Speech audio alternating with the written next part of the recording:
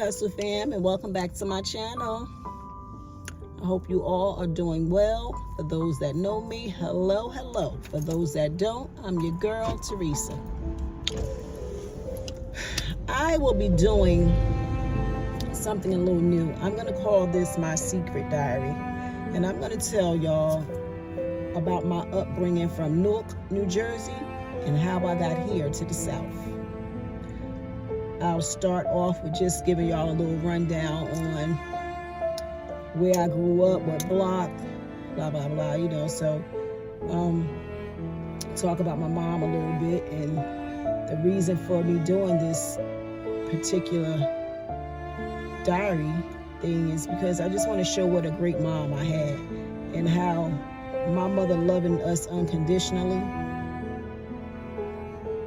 made me who I am today with just the woman she was. But y'all, I grew up on a block called 3rd Street and Central Avenue, 33rd if you must, that's what we called it. And I've been there all my life, pretty much. I mean, I left New York when I was about 4 years old, so from 4 until I left in 2002 is pretty much my home. I grew up in the hood, very much the ghetto, that's what they called it, in some red brick buildings.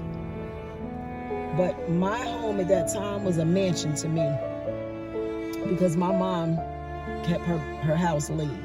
Regardless to where we grew up at, the inside of my mom's home was always like mansion material. Everything she purchased and how clean and well kept she was. That's why I say it was a mansion to me, but the ghetto to others. You understand what I'm saying? I have 5 siblings and myself makes 6. And 2 bonus kids, which was then made our chaotic family, a family of 8. But my mom was an awesome mom, y'all. I mean, super, super dope woman. I remember growing up, my mother she was a party animal. She loved to party. We did big Thanksgiving dinners. We did big Christmas dinners. She was always cooking for the block. She was well known. A lot of people called my mom Mommy T, or some people say Mama Terry. It was just a bunch, a lot of good memories growing up. And I thought about that thing, and I said, dang, my life wasn't as bad, What could have been crazy was actually a good life. My mother was on welfare, of course. She didn't work at that time when I was younger. So she went from being from a welfare mom to a working mom owning her own business. But she was a force to be reckoned with, y'all. My mother held it down all by herself. Out of all 6 of us, she had 2 baby daddies, and neither one of them was there. She raised us by herself for the most part. And she did a dang good job. I would have to pat her on her back because with 6 kids and everybody being chaotic and fighting and, in the streets getting in trouble and all of the stuff that she went through, she definitely held her ground. I remember a true story. My brother was outside fighting, and my mom went out there and fought with my brother. That's the kind of mom I had. She didn't take no mess from nobody, but she didn't bother nobody. She was a straight Southern woman. She didn't bother anybody. You had to bother her for her to tweak. And that's just what it was, and don't bother her kids. She was out there with us. There is 4 girls and 2 boys, I'm sorry. This was before the bonus kids, y'all. I'll let y'all know when I'm getting to the bonus kids. But we did our schooling. I remember I went to Success Avenue School, and I knew all the teachers knew us, and then it kind of like was a generational, like our kids went, and the teachers knew who their parents were and stuff like that. But I had a lot of fun growing up, a lot of fun. Of course, you had your little besties back then. Your besties stuck together. Well, our clique stuck together. You know, we all stuck together and held each other down. I had a couple of best friends back then who, of course, we grew apart at some time or another, but I had two main friends that remain friends to this day in my 50s. Those are still my besties. I don't call them friends anymore. They, we family. And so that's just what that is. So shout out to you, Shell, and shout out to you, Key. Y'all know how I feel about y'all, and y'all know how I'm coming. But anywho, the things that my mom done taught me a lot. Even if she struggled, we would have never known she struggled, because she made it look so easy. She made motherhood look bomb. That I couldn't wait to have my own kids, because I wanted to be like my mom, like, damn, she just awesome. But from being so young to about 13 was when I was able to identify the struggle. But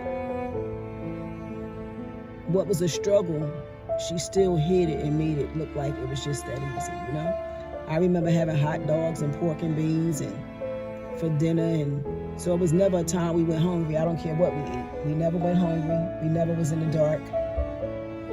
So that's how hard of a fighter my mom was, like, to keep things together, especially doing it by yourself with 6 kids. And then you go and you take on 2 more, which was a blessing for all of us, because I love my little sister and my little brother. Oh my God! But anywho, hold on, y'all. Give me 1 sec. A few minutes later. I remember going to church on Easter Sundays only. We didn't go to church regularly. We didn't grow up as being church kids. That's not what we was taught. Now, we was taught about God and taught about the Bible and stuff like that, but we didn't do church. And for whatever reason, we did. But on Sundays, we would go to church. Well, that Easter Sunday was the only time we would go to church. And we had our big pretty dresses on with the big bows, me and my baby sister. And go Easter egg hunting. For Thanksgiving, it was always big dinners and parties and card games and loud music and beer and liquor and whatever came with partying. That's how my house was. My house was turned all the way up. And same thing with Christmas.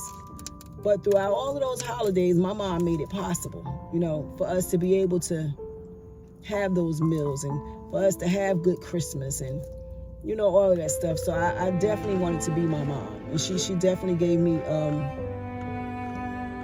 reasons to want to be just like her. But throughout all of her holding it together, as I got older, I learned that my mother did have a breaking point. We just never seen it. And I'm kind of grateful that I never got to see it, because I don't even know if I would have been able to accept it. With her doing all she done by herself for so long. But then, y'all, when she got her own business, things changed for the better for her. And she became an even greater mom. Like, she would always try to help somebody. My mother was one of those mothers that never let anything in her house go low. She was never low on dish detergent, soap, tissue, paper towels. My mother kept these things in her closet.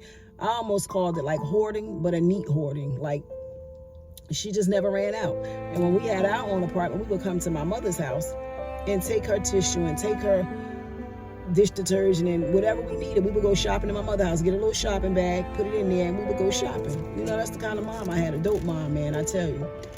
But I was grateful for everything that she taught us, because she taught us how to be street and how to live in the streets and how to, pretty much hold it down and take care of ourselves. No, she didn't condone fighting, and if she could, kind of stop something from happening, she would. But we better not come home talking about so-and-so did such and such, and we ain't do nothing about it, because then we was going to get a whooping. That's how my mother operated. But, y'all, I guess I just wanted to share with y'all how Newark taught me a lot of stuff. It taught me how to be street, how to pay attention, how to keep my head above water, and all that stuff. But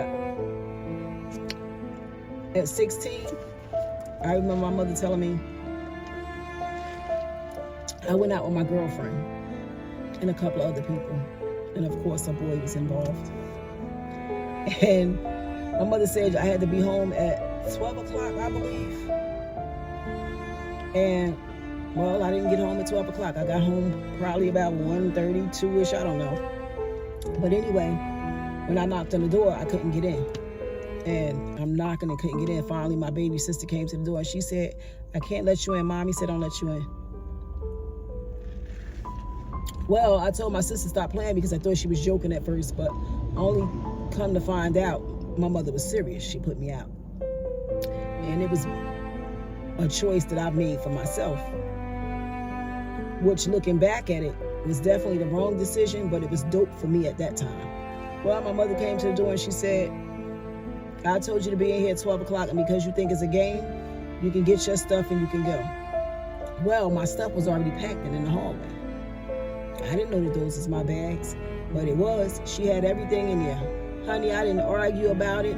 I wasn't mad about it. I was so dang excited because I got to go back out because I wasn't ready to come home anyway and go hang with my friends. So I called my friends back and told them to come back and snatch me up.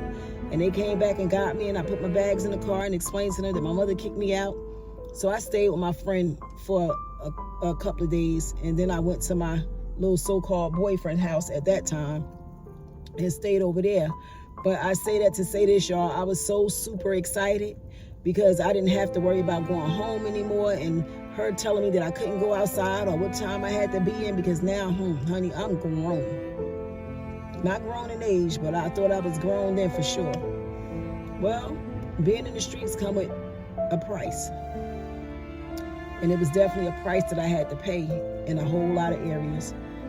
Thank God I was blessed enough to know a lot of people and to be as known as I was, whereas though I had people I can run to, places that, ways to get money, and all of that taught me again how to be who I am in today. I did some things that, I had no business doing to make my money. Yeah, I was in the streets, and I don't mean no hookering and no prostitution, and no, I wasn't on Freeland Hines and Avenue and none of that stuff, but I made my money. So, I just knew how to get in the way and get out the way when necessary. So that's what I've done to survive. But again, y'all, that was a choice that I made. Nobody else's decision but my own.